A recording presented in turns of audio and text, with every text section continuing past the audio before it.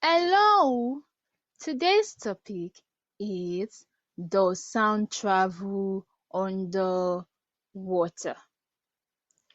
What's this picture? Isn't it beautiful? I know you love it. I know you want to learn about this picture. This picture is called a slinky. Isn't it beautiful? This is a slinky. A slinky is a pre-compressed helical spring. It was invented by Richard James in the early 1940s.